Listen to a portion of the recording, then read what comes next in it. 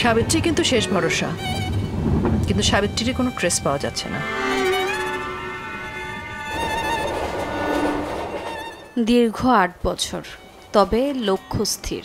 এ যাত্রায় মুক্তিযুদ্ধ ও তার পরবর্তী সময়ের কঠিন বাস্তবতায় নির্মিত হয়েছে সাবিত্রী, যার পেছনের কারিগর চলচ্চিত্র নির্মাতা পান্থপ্রসাদ।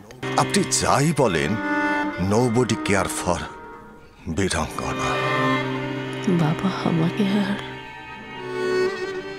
নিতে নাই আসবে। ১৯৭১ সালে দেশের জন্য সাবিত্রীর জীবন যেমন হুমকির মুখে পড়েছিল, ঠিক তেমনি যুদ্ধ পরবর্তী সময়ে সামাজিক বাস্তবতার নিরিখে সাবিত্রী ও তার যুদ্ধ শিশু মঙ্গলকে টিকে থাকতে প্রতিটি মুহূর্ত লড়াই করতে হয়েছে, যা পান্থপ্রসাদের দক্ষ নির্মাণ শৈলীতে রূপালী পর্দার ক্যানভাসে স্পষ্ট ফুটে উঠেছে।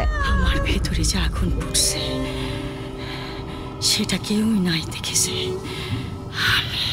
দেখাই তো নাই চাই।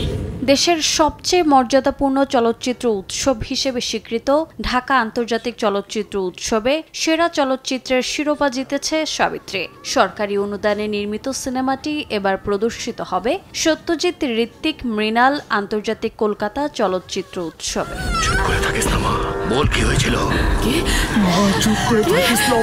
এছাড়াও গাঙ্গেসুর ফ্রেন্ডস চলচ্চিত্র উৎসবে শ্রেষ্ঠ চিত্রনাট্যের পুরস্কার ঘরে তোলে সাবিত্রী। প্রদর্শিত হয়েছে ভারতের তৃতীয় ওয়ার্ল্ড ফিল্ম ফেস্টিভ্যাল কলকাতা এবং মালয়েশিয়ার কুয়ালালামপুর আন্তর্জাতিক চলচ্চিত্র সম্মাননা উৎসবে প্রদর্শনের জন্য চূড়ান্ত হয়েছে।